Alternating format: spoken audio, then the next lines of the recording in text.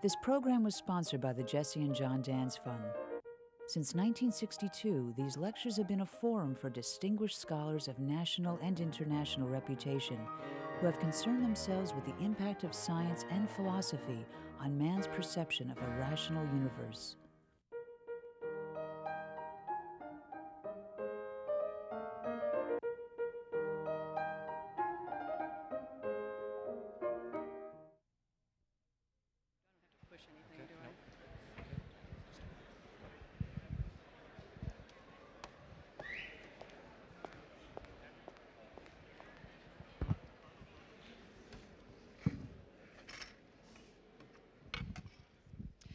Good evening. My name is Marcia Landel. I'm the Dean of the Graduate School here at the University of Washington.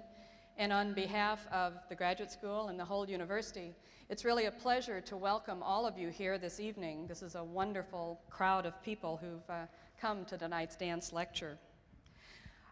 We are here tonight because of a very generous gift that was given to the University of Washington a number of years ago.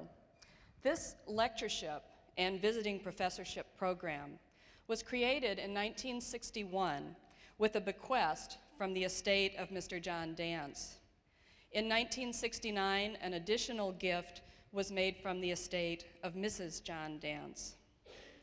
The purpose of the endowment that they gave was to bring to the University of Washington and to the citizens of this region distinguished lecturers and scholars and authorities of international reputation. If you read the language of the bequest, the Danzes particularly wanted to bring people who have concerned themselves, I'm quoting now, who have concerned themselves with the impact of science and philosophy on man's perception of a rational universe. I think you will agree with me that the gift of the Danz family was a far-sighted one and one that has really enriched this campus and this community for over 30 years. I'm very pleased tonight that we have a few members of the Danz family with us. If they would raise their hand or not, perhaps you would join me in thanking their relatives.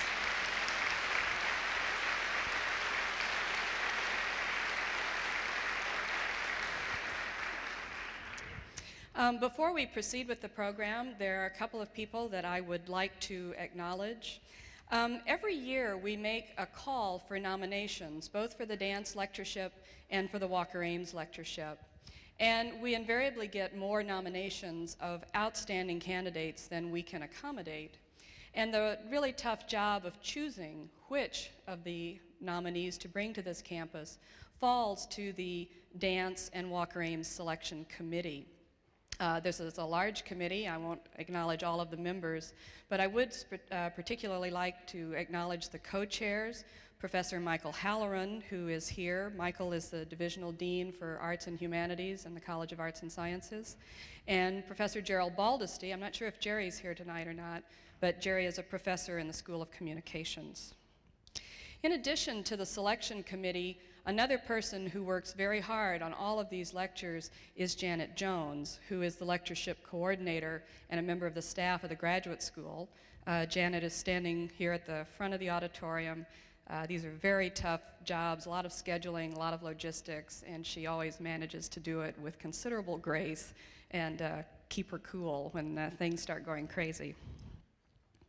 Our speaker tonight, Dr. Richard Dawkins, is going to be introduced to you by a distinguished member of the University of Washington faculty. Professor Eric Smith received his master's and doctoral degrees in anthropology from Cornell University. In 1980, he joined the faculty of the University of Washington Department of Anthropology and has risen through the academic ranks to the rank of full professor. In addition to his academic duties, he currently serves as the director of the university's graduate program in environmental anthropology and is part of our new program on the environment. Dr. Smith's broad area of research is evolutionary and ecological theory. He is particularly well known for his work in foraging and reproductive strategies of indigenous peoples, and also for his work on economic models and decision theory.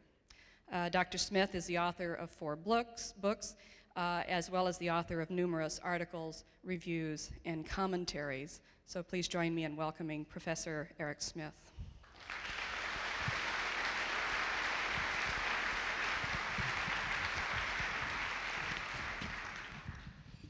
Thank you, Marcia. I'm going to try to be quite brief because I think most of you probably came here not to hear me introduce our speaker or for me to be introduced, but to hear Richard Dawkins. He was trained in zoology at Oxford University, studied under Nico Tinbergen, and other than a brief foray in the States, he's taught at Oxford all of his professional life. He is currently the first holder of the Charles Simonyi Chair in Public Understanding of Science at Oxford University. Dawkins' first book, The Selfish Gene, which came out in 1976 and then a second edition in 1989, is still read and used in teaching today, and it accomplished, as many of his other books have done, the amazing feat of both educating lay readers about some very difficult concepts in evolutionary theory and changing the way professional biologists look at their subject. He's followed that book with a series of widely read and admired books such as The Blind Watchmaker, sorry about that. Must be that's a Darwinian slip, not a Freudian one, I think. The Extended Phenotype, Rivers Out of Eden, Climbing Mount Improbable, which I think is his latest, although it's hard to keep track, they come out fast and furious. And these books, plus a series of prominent invited lectures, including, I just found out, or just verified, a Danz lecture in 1979 as part of a quartet of evolutionary biologists.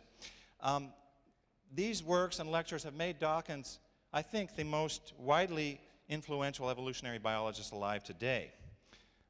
If Thomas Huxley, the eminent 19th century biologist and confidant of Darwin, was Darwin's bulldog, as he was known at the time, it might be fair to say that Dawkins has become evolutionary biology's bulldog.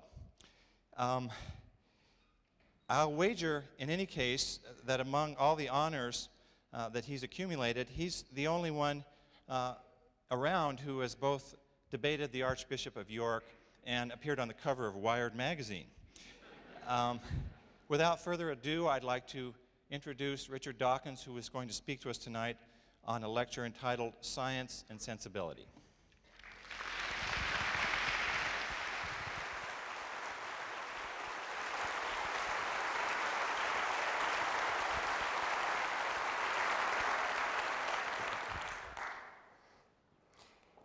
It is a great honor to be invited to give the Jessie and John Danz lecture for the second time, and I really feel that honor keenly. I gave it once before as part of a quartet, and now to give it on my own, I'm very honored. The century that's about to end, not quite that soon, I hope.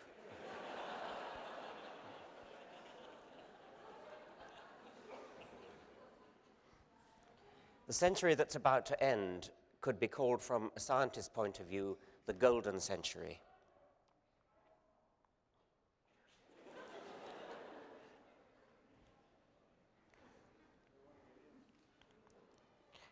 More scientists are working today than in all other centuries combined, although I have to add that, put that figure into frightening perspective, more people are alive today than have died since the beginning of recorded history.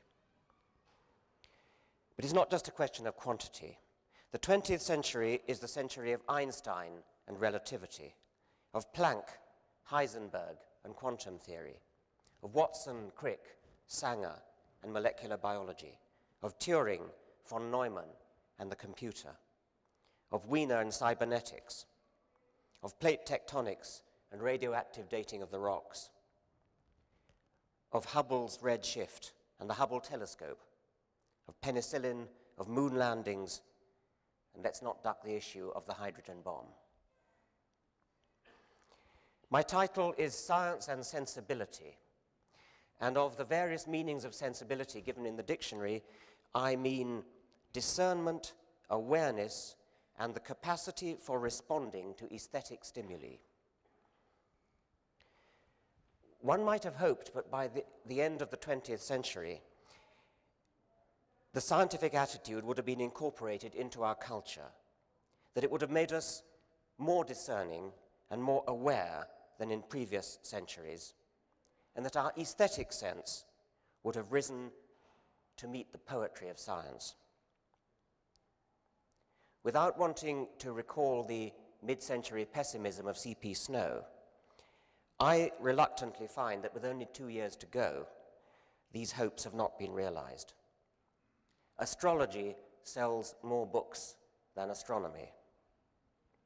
Television producers and commissioning editors, more than ever, beat a path to the door of second-rate conjurers masquerading as psychics and clairvoyants. Cult leaders mine the millennium and find rich seams of gullibility. Heaven's Gate, Waco, poison gas in the Tokyo underground. The biggest difference from the last millennium is that folk science fiction has replaced folk Christianity. It should have been so different. The last millennium, there was some excuse for superstition. Then we knew almost nothing by comparison.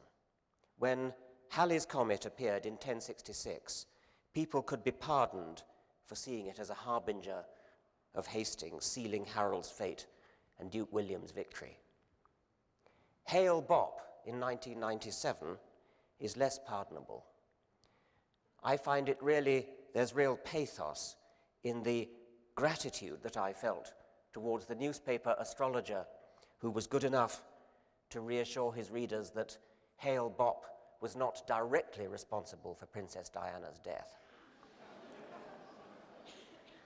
But what is going on when 39 people, inspired by a theology compounded of Star Trek and the Book of Revelations in equal measure, commit collective suicide, neatly dressed in suits and with overnight bags packed by their sides, because they all believed that Hale Bopp was accompanied by a spaceship come to, quote, raise them to a new plane of existence.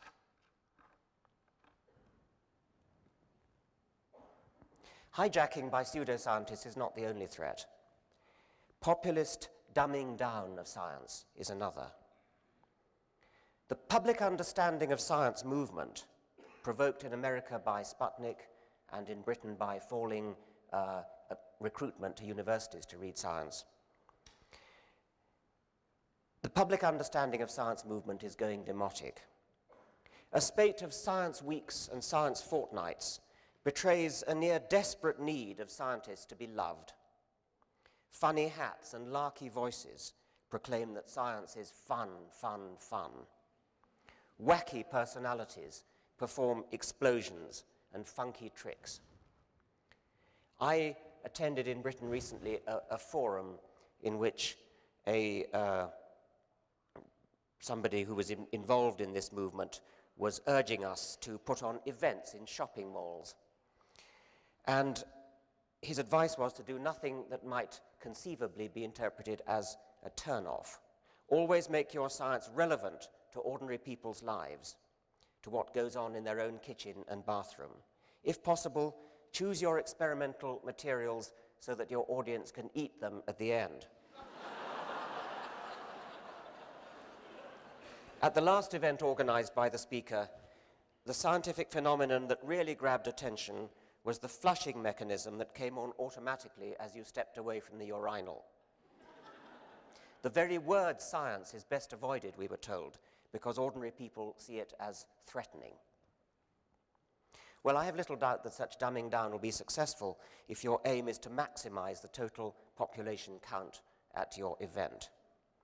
But when I protest that what is being marketed here is not science at all, I'm rebuked for my elitism and told that luring people in by any means is a necessary first step. Well, horrible as the word is, maybe elitism is not such a terrible thing. In any case, there's a great difference between an exclusive elitism and an elitism that strives to help people, to raise their game and swell the elite. A calculated dumbing down is the worst of both worlds, condescending and patronizing. I worry that to promote science as all fun and larky is to store up trouble for the future. Real science can be hard. Well, challenging might be a more positive word to use. Hard and challenging, but like classical literature or playing the violin, worth the struggle.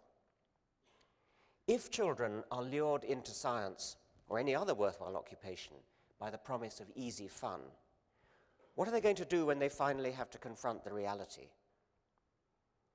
Recruiting advertisements for the army rightly don't promise a picnic. They seek young people who are dedicated enough or insane enough to stand the pace. Fun sends the wrong signals and might attract people to science for the wrong reasons. Literary studies are in danger of becoming similarly undermined, as idle students are seduced into cultural studies with promised deconstruction of tabloid princesses and soap operas. Like proper literary studies, science can be hard and challenging, but also, like proper literary studies, wonderful. We shouldn't need wacky personalities and fun explosions to persuade us of the value of a life spent finding out why we have life in the first place. Worst of all, the dumbing down of science to court popularity defiles the wonder and risks turning off the very people best qualified to appreciate it and inspire others, real poets and true scholars of literature and the arts. The true poetry of science, especially 20th century science, inspired the late Carl Sagan to the following moving words written shortly before his death. How is it that hardly any major religion has looked at science and concluded, this is better than we thought? The universe is much bigger than our prophets said, grander, more subtle, more elegant. Instead, they say, no, no, no, my God is a little God, and I want him to stay that way. A religion, old or new, that stressed the magnificence of the universe as revealed by modern science might be able to draw forth reserves of reverence and awe hardly tapped by the conventional faiths.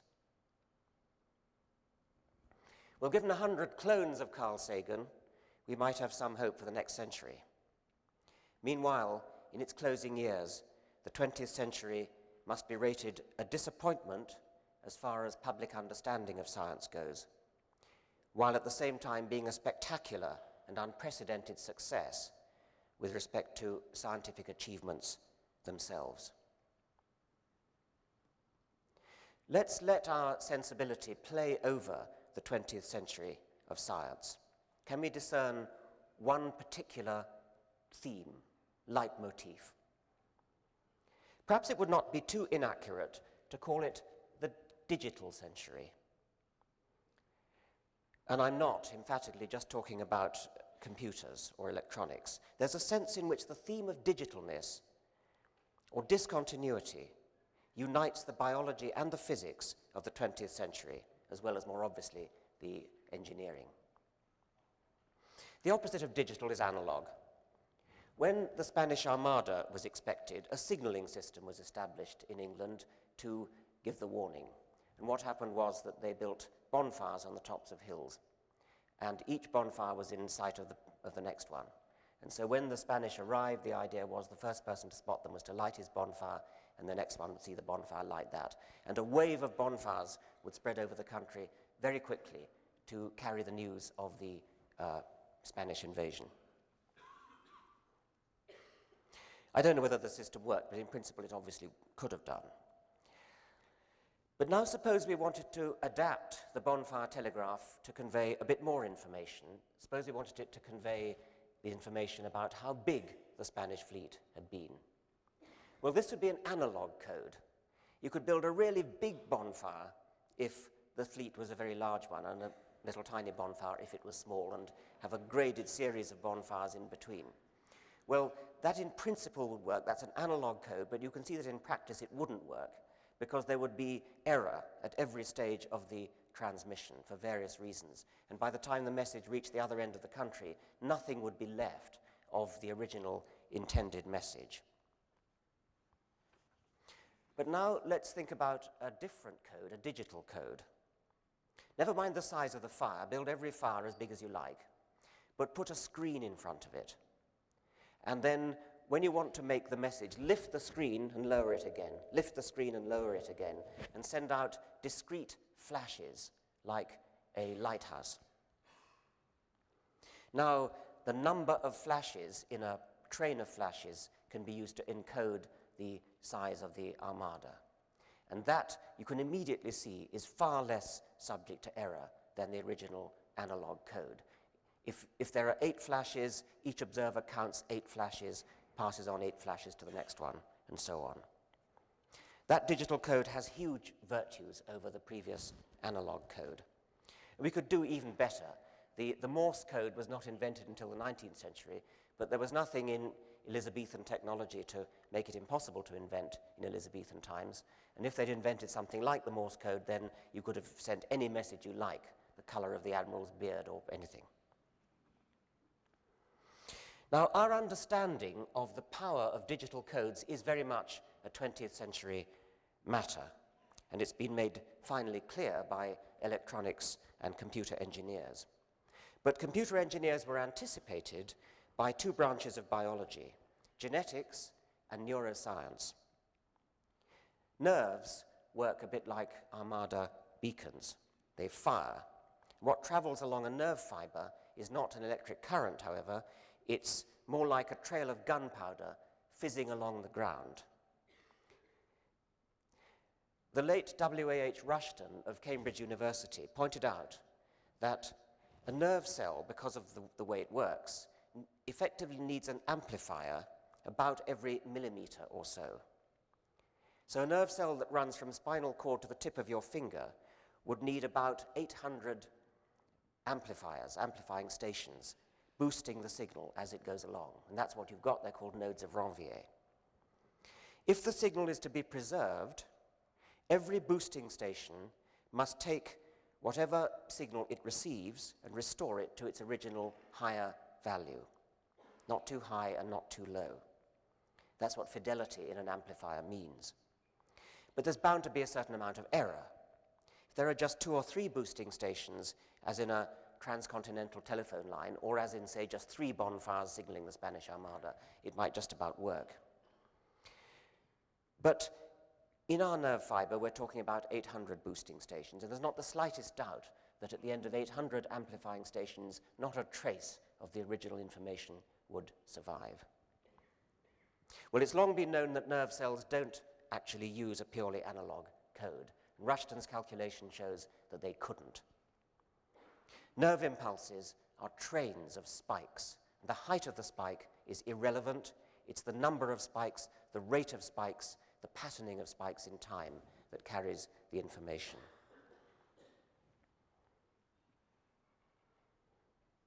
While nerve cells carry information about the world as it is, genes could be said to carry information about the remote past. This is an insight that follows from the so-called selfish gene view of evolution. The DNA inside each one of us is an ancient book of the dead. Superficially, the book written in DNA code seems to be about how to build a body, and indeed it is. But a deeper sensibility sees it as a description of ancestral worlds. The living organisms that we see are beautifully built to survive and reproduce in their environments. Well, that's what we Darwinians usually say. But actually, it's not quite right. Living organisms are beautifully built for survival in their ancestors' environments. And only if their ancestors' environments resemble their own do they really work well. It's because their ancestors survived long enough to pass on the DNA that our modern animals are well built. They're built from the very same instructions as caused the ancestors to succeed. The genes that survive down the generations add up, in effect, to a coded description of the range of environments in which the species and its ancestors have survived. And if it were not, the animals would not be fitted to survive.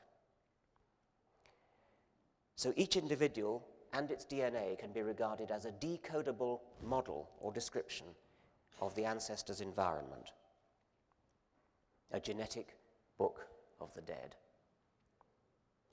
Not surprisingly, then, genes are digital. Theoretically, they could have carried their information in an analog code. Maybe on some distant planet they do, though I doubt it. But an ancient book written in analog language would degrade to meaninglessness in a very few generations. Before the invention of printing, ancient books like the Hebrew Bible were solemnly copied out by scribes, striving their utmost to retain accuracy. All human writing is digital, at least in the sense that we care about here, even as in the case of Chinese writing, where you have picture characters. They're drawn from a finite list of pictures. When there's an alphabet, the code is more clearly digital in our sense. Like any digital code, human writing is self-normalizing. If the Hebrew scribes had used an analog code, their ancient wisdom would have disappeared in 3 or 4 generations. And the same is true of the genetic books of ancestral wisdom that we all carry around inside us. Genes are digital. The understanding that genes are digital actually dates back to the 19th century, but Gregor Mendel was way ahead of his time, and his work was ignored until the early 20th century. It was Mendel's good fortune, posthumous good fortune, that the rediscoverers of his principle gave him credit rather than trying to claim it for themselves. It's well known that the only serious error in Charles Darwin's thinking about evolution was his genetics. He embraced the conventional wisdom of his time that inheritance is a blending process. In 20th century parlance, we'd say that Darwin assumed that genetics was analog. Analog genetics is like mixing paints. If the mother contributes the equivalent of red paint and the father contributes the equivalent of blue paint, the child will come out purple. And if the child then mates with another purple individual, nothing on earth is going to reconstitute the original red and blue variation. The awkward implication was pointed out in Darwin's time and gave him a lot of grief. Where was the variation for natural selection to work upon? Sir Ronald Fisher, whom I would nominate as Darwin's greatest 20th century successor, put the point with his usual precision. The important consequence of the blending is that the heritable variance is approximately halved in each generation. If variation is to be used by the human breeder or by natural selection, it must be snapped up at once, soon after the mutation has appeared and before it has had time to die away. Fisher went on to point out that 20th century genetics, Mendelian genetics, does not suffer from that problem because it's digital, although Fisher didn't use the word. Genes are all or none. A gene is either present or absent. Each gene in me came either from my mother or my father, and therefore from one and only one of my 4 grandparents, from one and only one of my 8 great-grandparents. They don't merge and blend. The consequence, as Fisher and his colleagues of the neo-Darwinian synthesis of the 1930s and 40s realized, was that there is no automatic die-away of variation. No special measures are needed to maintain it. What we now call mutation rates can be extremely low, as indeed we know they are, and still be enough to top up the variation and give enough for natural selection to work upon.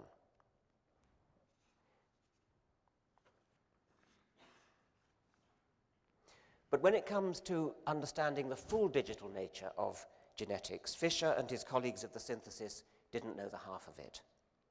Watson and Crick, in 1953, opened floodgates to what has been, by any standards, a spectacular intellectual revolution.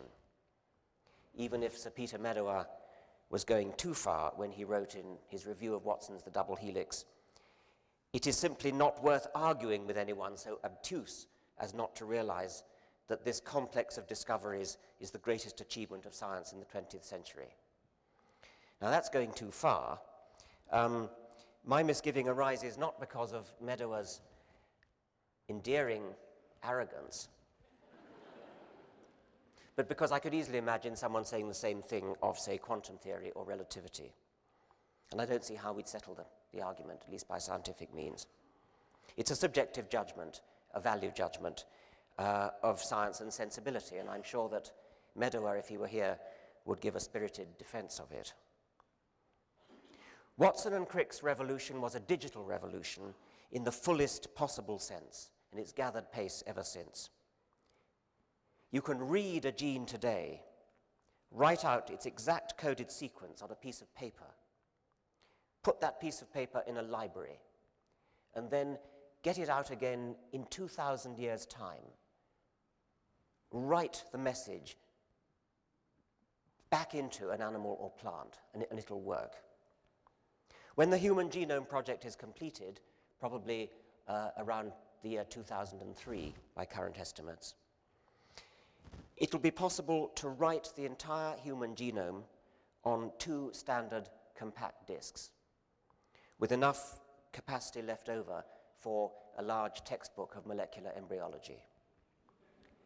Send the boxed set of 2 CDs out into space, and the human race can go extinct, happy in the knowledge that there is now a sporting chance that at some future time an alien civilization will reconstruct a living human being. Well, at least my speculation is more plausible than Jurassic Park, which I think is a brilliant speculation. And both speculations rest upon the digital accuracy of DNA.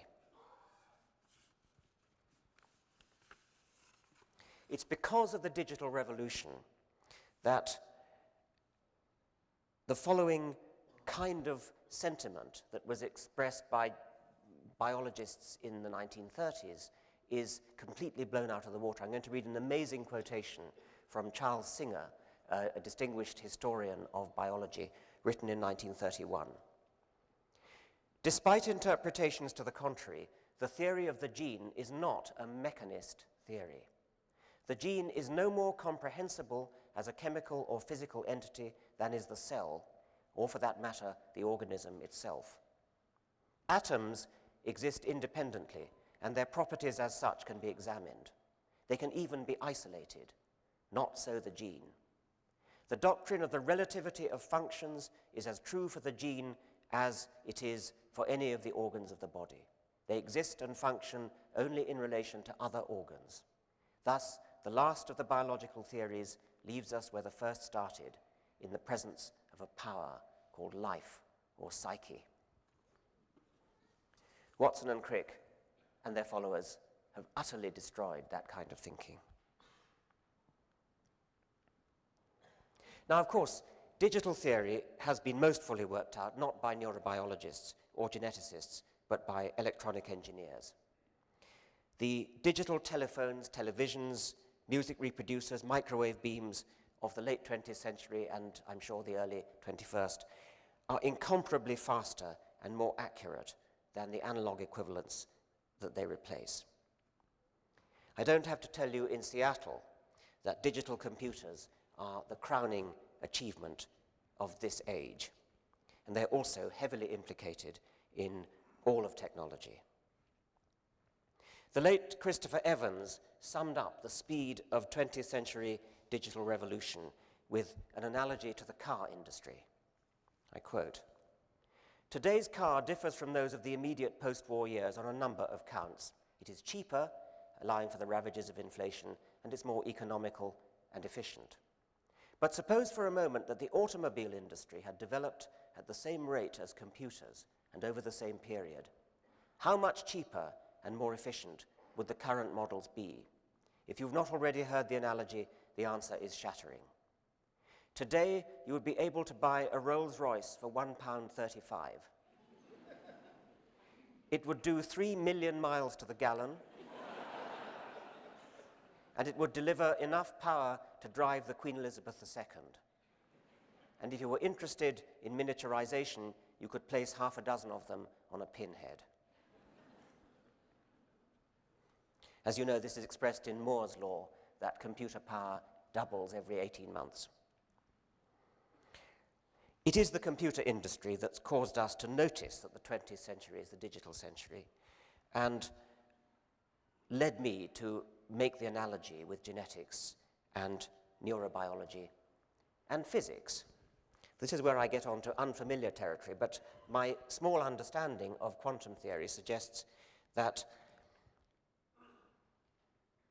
at the most fundamental level of all, there is a deep grain, a deep discontinuity, which could be called digital. The Scottish chemist Graham Cairns Smith tells how he was first exposed to it.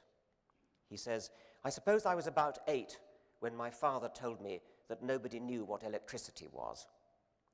I went to school the next day, I remember, and made this information generally available to my friends. It did not create the kind of sensation I had been banking on, although it caught the attention of one whose father worked at the local power station.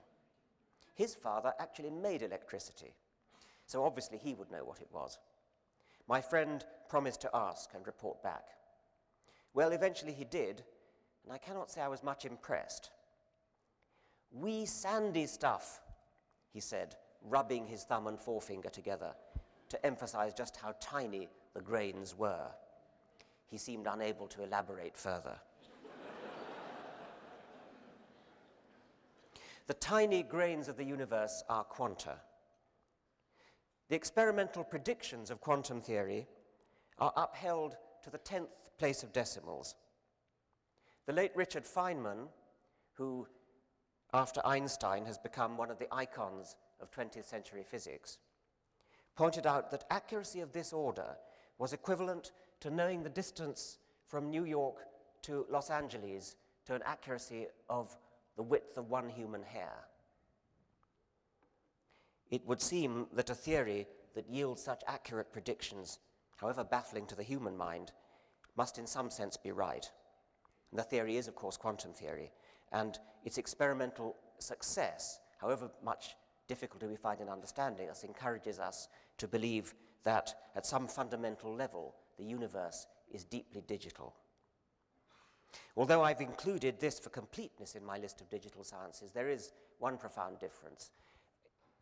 The resemblance may be a purely poetic one, because in all the other cases, digitalness is an aid to communication. It's doing some kind of a purpose. Obviously in the case of computers, slightly less obviously in the case of nerves and genes. But in all those cases, we can say that the digitalness is doing something useful for a purpose.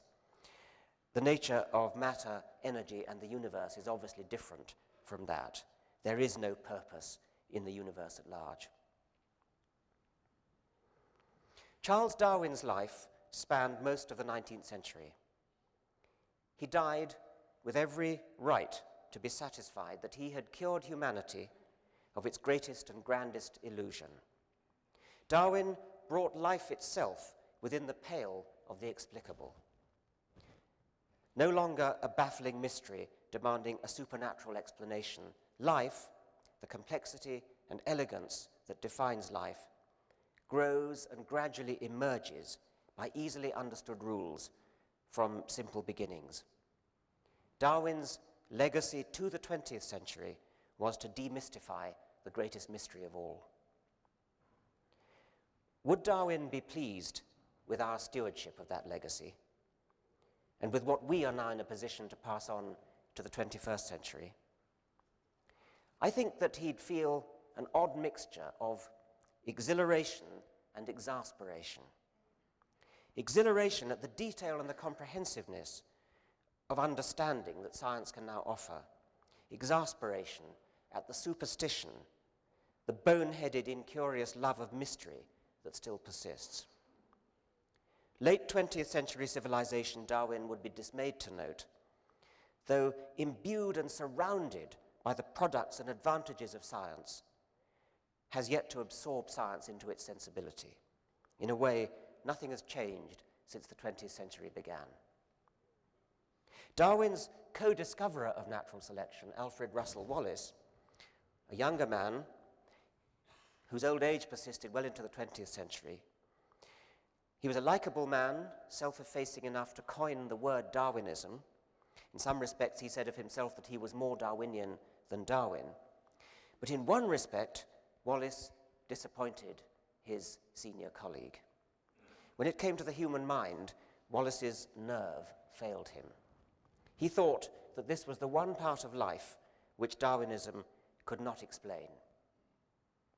And there was worse to come. The turn of the century saw a great flowering of spiritualism, of mediums exuding ectoplasm from every orifice, preying on the desperate gullibility of the bereaved, purporting to put them in touch with their lost loved ones. Wallace fell for it, hook, line, and sinker. Much earlier, in a friendly letter to Wallace, Darwin had written, "I hope you have not murdered too completely your own and my child." Darwin was referring to a review which Wallace had written, attempting to detach the human spirit from the Darwinian canon. And Wallace had written in more jocular vein, "Really, what with the Tories passing radical reform bills and the church periodicals advocating Darwinianism, the millennium must be at hand." So if Darwin and Wallace were to come back today, they might, as I say, conclude that nothing much has changed. Having marveled, as they certainly would, at the phenomenon of television, they would then look at what actually appears on television. And they would see the X-Files, strange but true, the paranormal world of somebody whose name I'm not going to advertise. Well, we have to admit that the turn of the last century also saw a complacency about 19th century science. Wallace himself wrote a book called The Wonderful Century, extolling the brilliance of 19th century science. And we must strive not to emulate that complacency today in knocking the paranormal, as I now propose to do.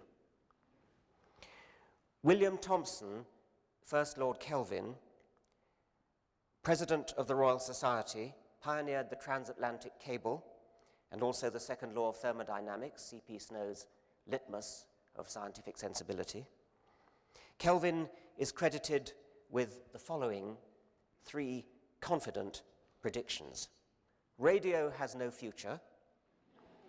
Heavier-than-air flying machines are impossible. X-rays will prove to be a hoax. Kelvin also, incidentally, gave Darwin a lot of grief by proving, using all the prestige of the senior science of physics, that the sun, and therefore the world, the Earth, was too young to have allowed time for evolution. Kelvin was wrong by some 3 powers of 10, but poor Darwin didn't have the resources to answer him. So, in attacking millenarial superstition, I must avoid Kelvinian complacency. Of course, there's much that we still don't know. Part of our legacy to the 21st century is unanswered questions. Some of them are very big questions. The science of any age must prepare to be superseded. It would be too easy to complacently claim that our present scientific knowledge is all there is to know. and that we can be sure, for example, that astrology and psychics are rubbish without further discussion, simply because we can't explain them. Things that in the 20th century are commonplace, television, computers, jet planes, would have seemed in the last century very surprising indeed. As Arthur C. Clarke, the distinguished science fiction writer and science writer, has said, any sufficiently advanced technology is indistinguishable from magic. And he called that Clarke's third law. Maybe in some future time, physicists will understand gravity enough to build an anti-gravity machine. Levitation will become as commonplace to our descendants as jet planes are to us. So does Clarke's third law entitle us to believe any and every yarn that folk may spin about apparent miracles? If a man claims to have witnessed a magic carpet zooming over the minarets, should we swallow his story on the grounds that those of our ancestors who would have doubted the possibility of radio would have turned out to be wrong? Of course not. Clarke's third law does not work in reverse. Given that any sufficiently advanced technology is indistinguishable from magic, it does not follow that any magical claim that anybody may make at any time is indistinguishable from a technological advance that will come about at some time in the future. Of course, there have been occasions when authoritative skeptics have come away with egg on their pontificating faces. But a far greater number of magical and supernatural claims have been made and never vindicated. A few things that would surprise us today will come true in the future, but lots and lots of things that would surprise us today will not come true in the future ever. History suggests that the very surprising things that do come true are in a minority. The trick is to sort them out from the rubbish. So we can never be sure that some reported claim is false. It may be that you really did fly on a magic carpet. I like to take my stand with David Hume on miracles. Hume said, "No testimony is sufficient to establish a miracle unless the testimony be of such a kind that its falsehood would be more miraculous than the fact which it endeavors to establish." Now I'll follow through Hume's meaning with respect to one of the best attested miracles of all time, one that happened quite recently, witnessed by 70,000 people, and I'm referring to the miracle of Our Lady of Fatima in 1917. What is reported is that before an audience of 70,000 people, a young visionary, Lucia dos Santos, was speaking to the Virgin Mary who appeared, and as the Virgin Mary left, the sun suddenly, I quote from Father Edward Carter, "There was a gasp of terror from the crowd, for the sun seemed to tear itself from the heavens and come crashing down upon the horrified multitude. Just when it seemed that the ball of fire would fall upon and destroy them, the miracle ceased, and the sun resumed its normal place in the sky, shining forth as peacefully as ever." Well, if the miracle of the moving sun had been seen only by Lucia, the young woman responsible for the cult of Fatima in the first place, we probably wouldn't take it very seriously. It's those 70,000 witnesses that carry conviction. Could 70,000 people simultaneously be the victims of a hallucination? Could they be simultaneously lying, colluding in a lie? Well, it doesn't seem probable, but on the other hand, let's apply Hume's criterion. It's even less probable that the sun really did move. The sun hanging over Fatima was not, after all, a kind of private Portuguese sun. It was the same sun that was illuminating the whole of that hemisphere. Why didn't the rest of the world see it? If the Earth had moved with sufficient force to create the impression that the sun was moving, then everybody would have been subject to an earthquake so violent as to have crushed the breath out of their body. Or indeed, if the sun had really moved like that, it would have jolted itself out of the solar system. Have we any alternative but to follow Hume and choose the less miraculous of the two alternatives and conclude, contrary to official Vatican doctrine, that the miracle of Fatima never happened? Of course it's right that at the end of the 20th century we should show the humility that Kelvin at the end of the 19th failed to show. But it's also right to give due acknowledgement to all that we have learned during the 20th century. The digital century was the best that I could do to come up with one theme to talk about, but it doesn't do justice to, of course, to the achievements of the 20th century. We now know, as Darwin and Kelvin didn't, how old the world is, about 4.5 billion years. The shape of geography has not always been the same. The continents have drifted about in ways that we know in great detail. South America not only looks as if it might jigsaw neatly in under the bulge of Africa, it once did exactly that. Morocco once nestled into the eastern seaboard of North America. Madagascar once touched Africa on one side and India on the other. That was before India set off across what is now the Indian Ocean and crashed into China to raise the Himalayas. The map of the world's continents has a time dimension, and we who are privileged to live in the 20th century know exactly how it changed and why over the millions of years. We know roughly how old the universe is. Indeed, we know that it has an age, which is the same as the age of time itself, between 10 and 20 billion years. Having begun as a singularity with huge mass and temperature and very small volume, the universe has been expanding ever since. The matter in the cosmos is not homogeneous, but is gathered into some 100 billion galaxies, each containing an average of 100 billion stars. We can read the composition of any star in some detail by analyzing the spectrum of its light. Among the stars, our sun is a rather ordinary one, and it's unremarkable too, probably, in having planets in orbit. There's no direct evidence that any other planet houses life.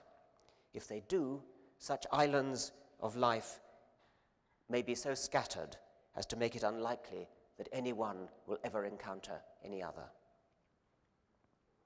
We understand in some detail the principles underlying the evolution of our own island of life. It's a fair bet, I'm prepared to bet, that the fundamental principle of life on this planet, Darwinian natural selection, will be in various modified forms the underlying principle of any other form of life in the universe. We know that our kind of life is built of cells, where a cell is either a bacterium or a colony of bacteria. The detailed mechanics of our kind of life depend upon the near infinite variety of shapes that can be assumed by a special class of molecule, the proteins. We know that those three-dimensional shapes are specified by a one-dimensional digital code, the genetic code, carried by DNA molecules inherited over many generations. We understand that there are a very large number of different species, although we don't know exactly how many. We cannot predict in detail how evolution will go in the future, but we can predict the general patterns that are to be expected. Among the unsolved problems that we shall bequeath to the 21st century, the outstanding one for my money is that of how the human brain works, especially the problem of subjective consciousness. The last few years of this century have seen a flurry of big guns taking aim at that problem, including Francis Crick himself, no less, Daniel Dennett, Steven Pinker, Sir Roger Penrose. It's a big, deep problem, worthy of minds like those. Obviously, I have no solution to the riddle of consciousness. If I had, I'd get a Nobel Prize. It isn't even clear what kind of problem it is, and it's therefore not clear what kind of a brilliant idea might be needed to solve it. But before Darwin solved the riddle of life's provenance, in the last century, I don't think anybody had clearly posed the problem. It was only after Darwin had solved it that most people realized what the problem had been in the first place. I'll leave you with a final thought.